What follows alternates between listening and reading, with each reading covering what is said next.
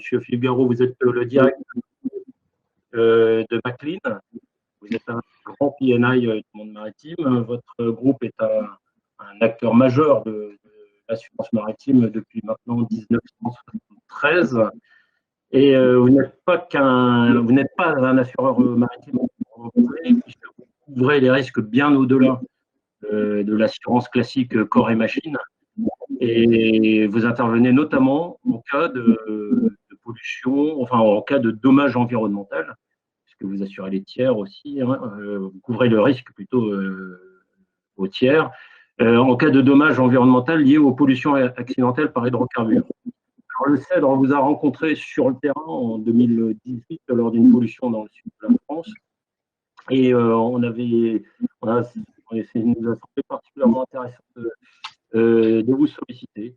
C'est naturellement que vous avez répondu positivement à notre proposition. Donc, vous allez nous faire part de votre vision on va dire, de méta-assureur, finalement.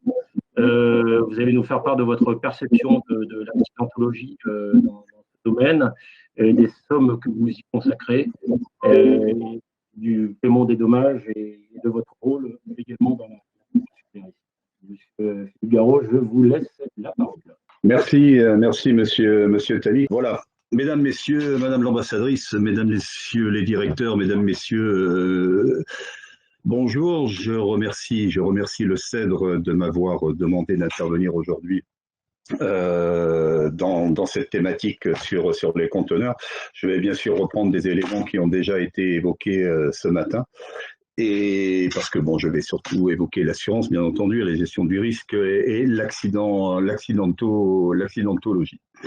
L'accidentologie dans lequel je vais prendre en fait 2 points, qui sont les conteneurs perdus en mer, hein, donc, et les incendies à bord des navires. Donc vous le savez, les porte-conteneurs sont de plus en plus grands. Voici ce que je vous donne sur le slide.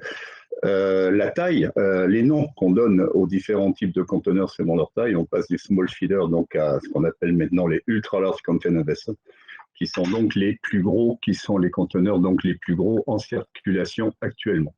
Alors les capacités, on l'a déjà évoqué ce matin, hein, ont doublé en 15 ans. Sur ce slide, vous pouvez donc voir l'évolution. Hein. 2020, on arrive quasiment à 24 000 conteneurs sur des porte-conteneurs de quasiment 400 mètres de long. Il s'avère qu'en décembre 2020, ONE, qui s'appelle Ocean Network Express, hein, qui est le regroupement de 3 armements japonais qui sont Kaline, NYK et Mitsui Oskaline, ils ont déclaré avoir signé une lettre d'intention pour la construction de 6 nouveaux porte-conteneurs d'une capacité théorique cette fois-ci supérieure à 24 000 boîtes. Bon. Pour ce qui est de l'incendie, après l'incendie qui est survenu à bord du Maersk Conam en 2018 et qui resta donc ce porte-conteneur 3 mois en mer d'Arabie, le temps nécessaire pour venir à bord. Pour venir à bout de l'incendie, hein, événement dramatique qui a causé la mort malheureusement de 3 marins. 2019 a été une année horrible en matière d'incendie sur les porte-conteneurs, dans le sens où il y a eu énormément, enfin c'est l'année où il y en a eu le plus.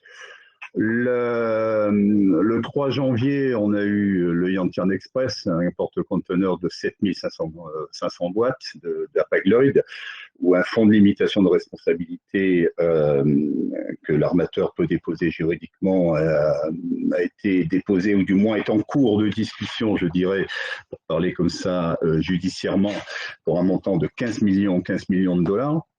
Le 31 janvier de la même année, on a eu l'APL Vancouver, qui est un porte-conteneur de 9600 EVP opéré par APL. Et le 24 mai, c'est la picture, enfin la photo du bas, j'y reviendrai d'ailleurs sur cette affaire, c'est le porte-conteneur de KMTC. Le KMTC Hong Kong, qui est un porte-conteneur de 1585 EVP de la compagnie donc sud-coréenne, hein, KMTC, ou du moins dans l'environnement immédiat du porte-conteneur suite au feu, il y a entre 150 et 200 personnes qui ont été conduites à l'hôpital pour des problèmes d'intoxication, avec une estimation des dommages par les autorités du port de à peu près 100 millions de bahts, qui correspondrait à 27-28 millions d'euros pour cette affaire.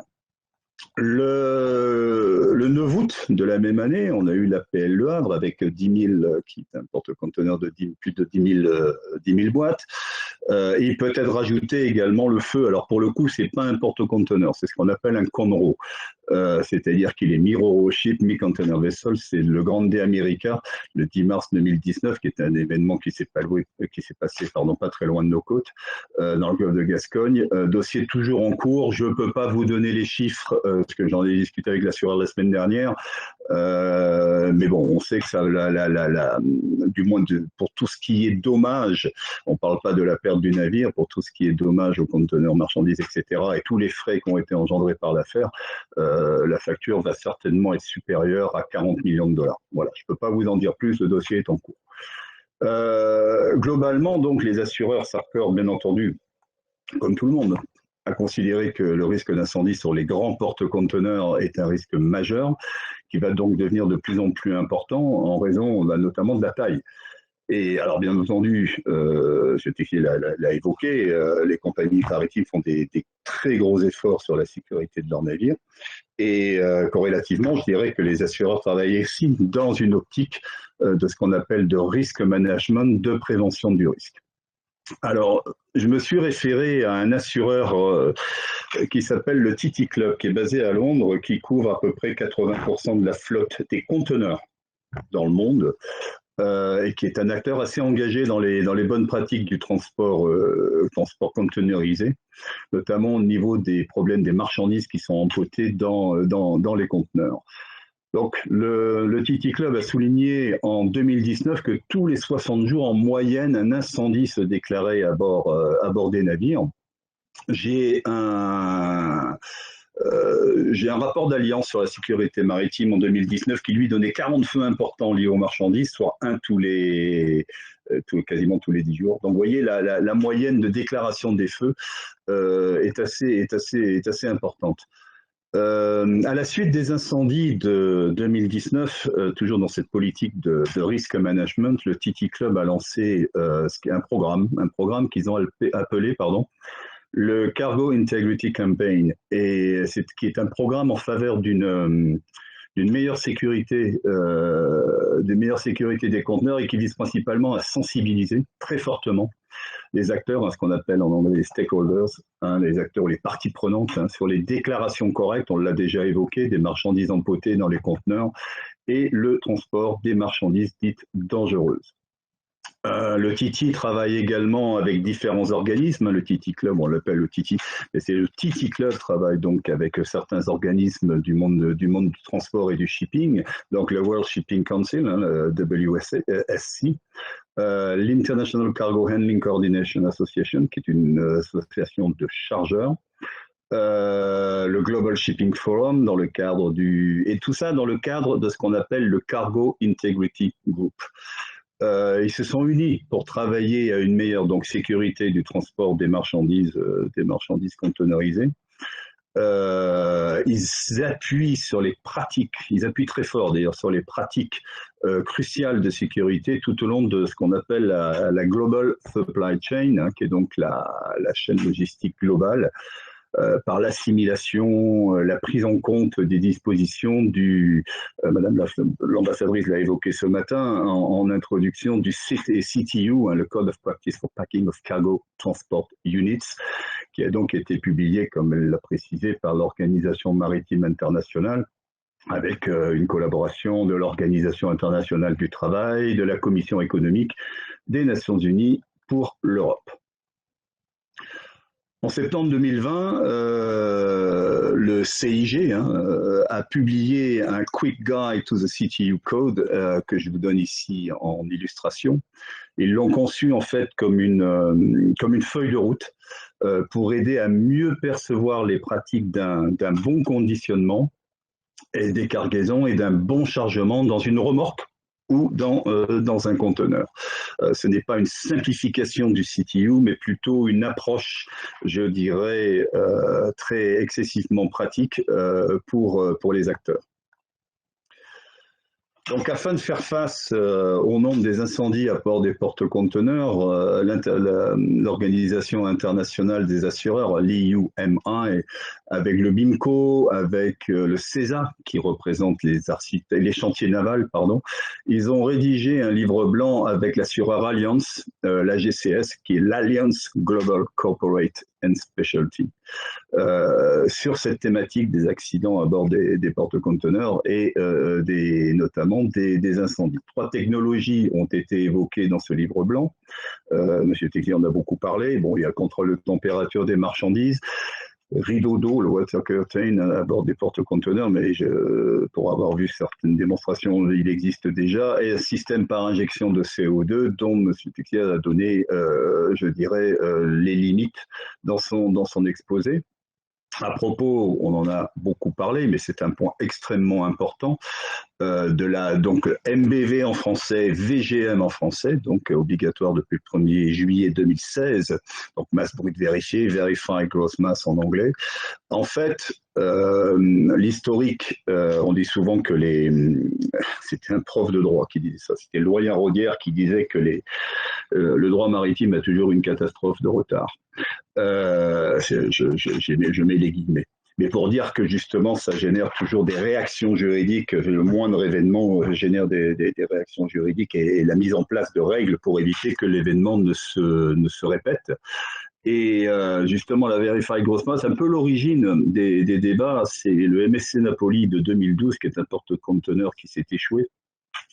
Et l'enquête avait révélé que 20% des 660 conteneurs qui étaient placés notamment en pontée présentaient des différences avec les poids manifestés, allant des fois jusqu'à un poids supérieur de 3 tonnes par conteneur, ce qui est assez considérable si on prend l'estimation globale.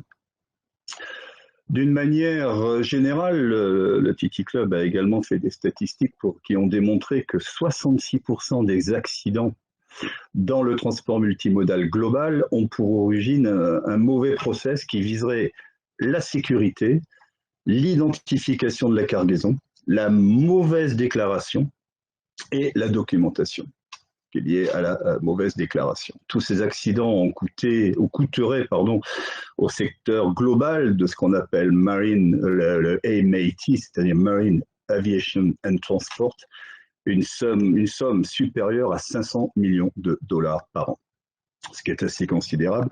J'ai retenu également cette estimation qui avait été faite en 2018, que si un incendie se déclarait à bord d'un porte-conteneur de 15 000 EVP, équivalent 20 pieds TEU en anglais, 20 equivalent unit, qui est la norme de base pour le conteneur, donc un incendie, perte totale, ça pourrait générer une perte globale incluant le navire, d'1 milliard de dollars. Je vous laisse calculer pour ce qui est de l'évolution par rapport à la taille des conteneurs actuels qui sont rendus à 24 000. Alors, il y a des enjeux, bien évidemment, qui se posent sur les moyens, notamment pour les incendies, on en est en train d'en parler, sur les moyens d'extinction à bord des navires et la complexité énorme, souvent, des opérations de sauvetage. Il y a un gros travail qui est fait sur la lutte contre ce qu'on appelle la misdeclaration, c'est-à-dire les mauvaises déclarations.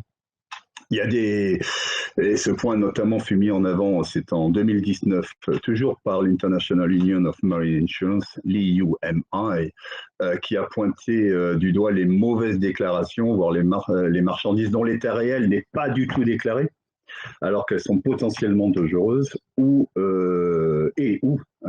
aisément inflammables.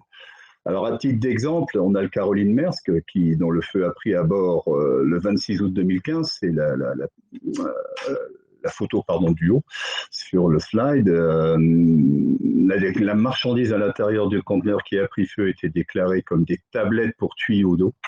Il s'agissait en réalité, marchandise déjà évoquée, de charbon de bois qui s'était auto-inflammé. Et le conteneur d'ailleurs avait été placé en cale suite à cette misdeclaration, alors que le code IMDG imposait, suivant sa classe, qui était une classe 4.2 pour charbon de bois, si je ne m'abuse, tous ces éléments qui sont à combustion physique spontanée, imposait de le placer en pontée. Je reviens, j'ai déjà évoqué le KMTC qui a explosé dans le port en Thaïlande, la M Chabang, le 24 mai 2018. L'enquête qui a été diligentée à propos de ce porte-conteneur a permis de trouver 13 conteneurs d'hypochlorite de calcium qui n'auraient pas été déclarés comme produits toxiques aux douanes thaïlandaises. Et cette cargaison d'hypochlorite de calcium est connue dans le monde maritime pour avoir généré plusieurs incidents graves. Moi, le premier cas que j'ai eu à traiter personnellement, c'était le CMA de Jakarta en 99 qui avait subi une explosion en Méditerranée et donc un feu corrélatif suite à l'explosion. D'un point de vue juridique, j'allais dire de droit privé, pour le droit des transports maritimes, il existe donc un système qui est donc responsabilité plein droit du transporteur maritime. Il peut sortir de sa responsabilité en prouvant un cas accepté. Et parmi ces cas acceptés figure le cas accepté d'incendie, qui est un cas tout à fait légal, qui résulte de la convention du 25 août 1924, qui est la convention, je dis, en matière de connaissement, pour l'unification en matière de connaissement, avec son protocole modificatif de 1968, c'est ce qu'on appelle le paquet 24-24-68, ou les règles de la Haye ou règles de la Visby, Hague Visby Rules. C'est un bloc, je dirais, de textes qui régit 90% du transport maritime mondial de marchandises. Dans le cas accepté, l'incendie est un cas accepté qui exonère l'armateur ou le transporteur maritime de sa responsabilité. En 1978, un autre texte a été voté en manque d'uniformisation un peu au niveau du transport maritime international. On a donc différents textes, les règles de Hambourg 78, qui ont supprimé tous les cas acceptés existants sauf un. Ils ont maintenu le cas accepté d'incendie. Donc, ce qu'il faut retenir en droit privé, je dirais, c'est que le transporteur maritime est exonéré de toute responsabilité en matière d'incendie, à condition qu'il n'ait pas, bien sûr, commis une faute qui supprimerait le bénéfice du cas accepté d'incendie. Et si la faute est vraiment inexcusable, voire lourde, il pourrait même ne pas bénéficier d'une limitation financière de responsabilité qui est également prévue par les mêmes textes. Deuxième point sur l'accidentologie, c'est donc les conteneurs perdus en mer. À titre personnel, moi je sais que le premier dossier auquel j'ai eu affaire, c'est le dossier du Charbot en 1993. Donc vous voyez, ça date déjà. C'était un porte-conteneur qui n'était pas beaucoup moins important que les porte-conteneurs actuels parce qu'il faisait une centaine de mètres. Si je me souviens bien, ça s'est passé en Manche et c'était quelques 2 ans après l'adoption en novembre 91 par l'OMI du Code of Safe Practice for Cargo Storage and Securing, le CSS Code. Alors depuis 2013, il y a eu bien sûr des événements très marquants à propos des conteneurs perdus en mer. Le plus important, je dirais le record de tous les temps, malheureusement, c'est le Mole Comfort, un porte-conteneur de 8160 EVP qui, dans l'océan Indien, commençait à se briser le 17 juin 2013. Partie arrière va couler quelques jours plus tard, 10 jours plus tard, le 27 juin. Et la partie avant coulera également après un incendie le 10 juillet 2013 avec une perte qui est de 5578 conteneurs pour un montant assurance pour les P&I Club, je reviendrai sur les P&I Club, de 520 millions de dollars. Donc 440 millions pour les cargaisons, les autres frais étant liés notamment à la lutte à incendie, tentative de remorquage, comme vous voyez sur la photo qui est en haut à droite du slide. Il y a eu, autre événement connu, celui-là, il est, je dirais, à consonance un petit peu française, si vous me permettez l'expression, du fait qu'il s'est passé au large de la Bretagne en 2014, avec 520 conteneurs perdus à la suite d'un très fort coup de roulis. L'Axandre était en mer, d'ailleurs, dans ce dossier-là. On était en 2014, avait demandé d'une fin de dire assez exceptionnelle, mais pour un dossier exceptionnel, on l'a demandé était exceptionnelle, une cartographie par l'armement des conteneurs qui avaient coulé. MSC Zoé, on en a parlé, Donc voilà, cette affaire a coûté plusieurs dizaines de millions d'euros, notamment pour le frais de nettoyage sur toutes les côtes. Parce qu'il y a une vingtaine de conteneurs notamment qui étaient remplis de pièces détachées de voitures, d'écrans plats, d'ampoules, etc., de meubles, de jouets qui s'étaient échoués au large de 3 îles des Wadden dans le nord des Pays-Bas. En 2020, il y a l'APL England au large de l'Australie. Hein, une enquête de l'AMSA, qui est l'Australian Maritime Safety Authority, avait révélé que le matériel de lashing des conteneurs à bord aurait été inadéquat et que des points également de sécurisation des conteneurs sur le pont auraient été trouvés corrodés. Ça, c'est le rapport d'enquête qui le dit. Le P&I Club de ce navire, après avoir émis une garantie en faveur de l'État australien, d'ailleurs, de 22 millions de dollars, a engagé à moi à ce moment-là une société pour aller récupérer les conteneurs qui flottaient encore. Ensuite, il y a eu, ces 3 événements, je dirais, très très rapprochés, hein, du One Epus, du Maersk Essen, du Maersk Eindhoven. Donc One Epus, c'est un porte-conteneur, vous voyez la photo, hein, dans quel état il est arrivé au port, 14 000 boîtes, 1800, à peu près 1815 conteneurs de perdus, dont 64 de dangereux. Il est évoqué un coût assurance pour le One Epus de l'ordre de 220 millions de dollars. Le Maersk Essen, 13 000 boîtes, à peu près, pas de perdus, mais la capacité du navire à tout le moins, 750 conteneurs de perdus à 800 km dans le nord-ouest d'Honolulu, dans l'océan Pacifique. Ça, c'était le 16 janvier 2021. Et le One Epus, c'était le 30 novembre 2020. Et le Maersk Eindhoven, qui est le 17 février 2021, porte-conteneur de 13 000 boîtes, à peu près 260 de perdus près du Japon, alors qu'il faisait route vers Los Angeles. Conditions apparemment météo extrêmement difficiles. Alors, ces événements font un peu mentir les statistiques qui avaient été émises par le World Shipping Council, qui avait établi dans un rapport de novembre 2020 que la moyenne annuelle de conteneurs perdus en mer entre 2008 et 2019 était de l'ordre de 1382. Il faut mettre ces chiffres, ça a déjà été fait tout à l'heure, je crois que c'est M. Conti qui l'a fait, en perspective par rapport à la conteneurisation mondiale. Le premier point, c'est qu'au 1er janvier, alors là j'ai les chiffres de 2020, mais ils sont sensiblement identiques en 2021. Je n'ai pas le chiffre précis, c'est pour ça que je ne vous le donne pas, mais au 1er janvier 2020, il y avait 5360 porte-conteneurs à la mer, en flotte du moins dans le monde. Sur une flotte globale de navires, d'ailleurs, pour vous donner un ordre d'idée, de 52 à 53 000 navires en flotte dans le monde, ce qui représente donc pour les porte-conteneurs 10% de la flotte mondiale des navires de commerce. Deuxième point, c'est que la croissance du trafic conteneurisé est exponentielle, on l'a déjà souligné. Si on prend comme norme donc le VP ou le TEU, 20 Equivalent Unit ou équivalent 20 pieds, qui est la norme de base, alors qu'en 2016, il était donc transporté de l'ordre de 130 millions de conteneurs dans le monde. En 2019, 70% de plus, avec plus de 225 millions de conteneurs, pour une valeur marchande globale supérieure à 4 000 milliards de dollars. Alors, comment ces risques sont finalement couverts pour les armateurs ? D'abord, on va couvrir le navire en tant que structure en lui-même.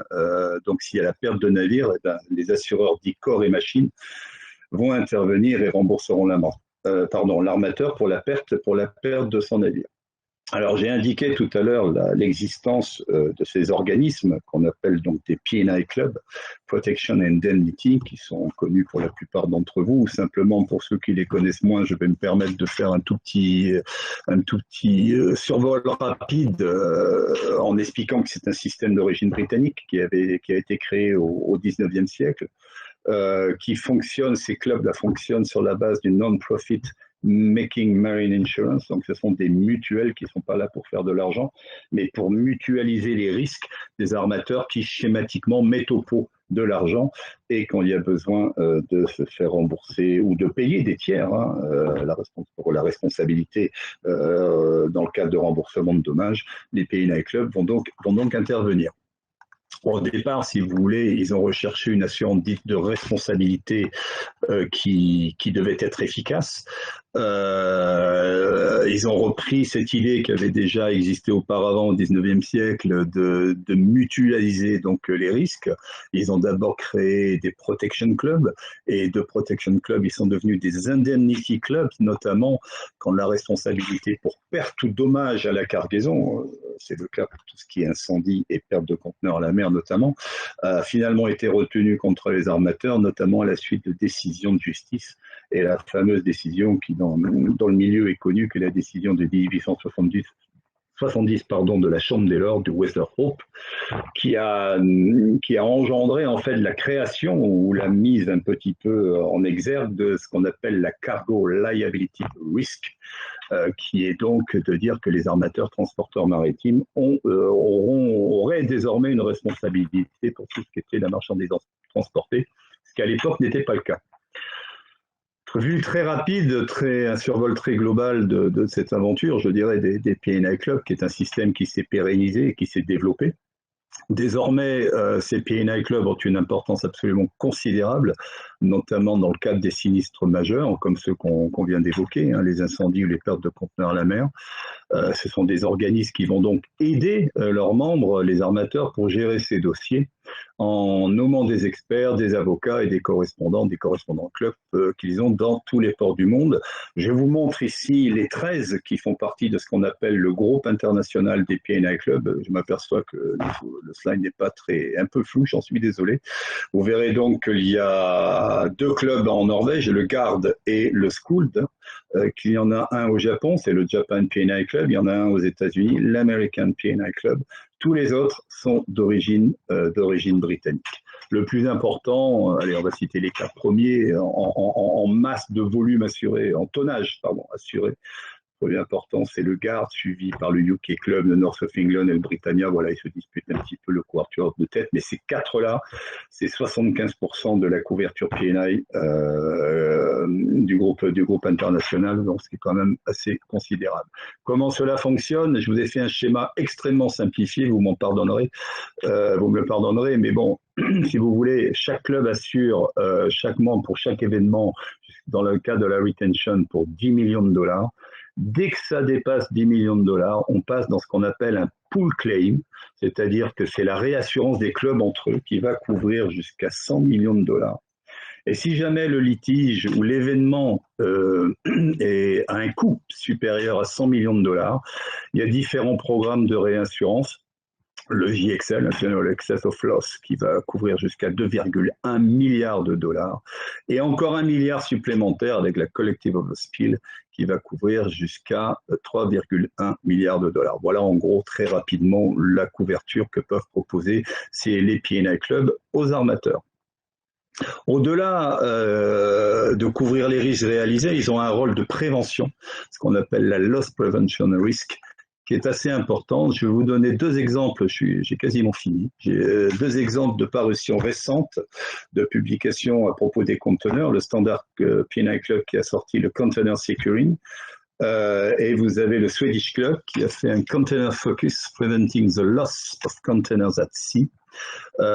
Dossier assez intéressant que celui d'ailleurs du Swedish Club. J'ai repris quelques chiffres sur le volume total des dossiers que le club a traités en 2020. 4% des dossiers concernaient des conteneurs perdus en mer, mais avec 10% des coûts globaux payés par le club. Donc vous voyez un rapport de 2,5. Et la moyenne d'un dossier de réclamation cargaison dans le cadre des conteneurs perdus à la mer de 135 000 dollars par dossier. Pardon, j'ai été trop vite. Cause principale que le club a détecté, mauvaises conditions météorologiques, 50%, dont ce que disait M. Texier, le routing des navires demeure un élément très important justement pour leur éviter des zones météorologiques sensibles où il y a des fortes tempêtes, etc.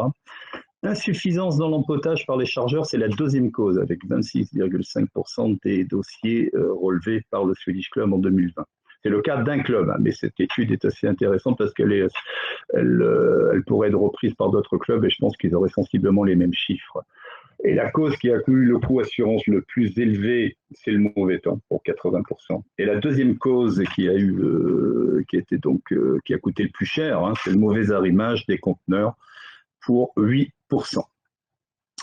Je terminerai en conclusion, je dirais, par une certaine, pas une note d'espoir, mais à tout le moins pour montrer que, alors que les affaires d'incendie sur les porte-conteneurs ont connu leur maximum niveau sinistralité entre 2013 et 2017, avec 16 dossiers par an et même 17 en 2016, il est observé là, donc depuis 2018 une baisse. J'ai pas les chiffres de 2020, j'espère qu'ils seront également sur cette tendance à la baisse, ce qui tendrait à confirmer que les différentes initiatives qui sont liées à la sécurité du transport des conteneurs commenceraient à porter leurs fruits.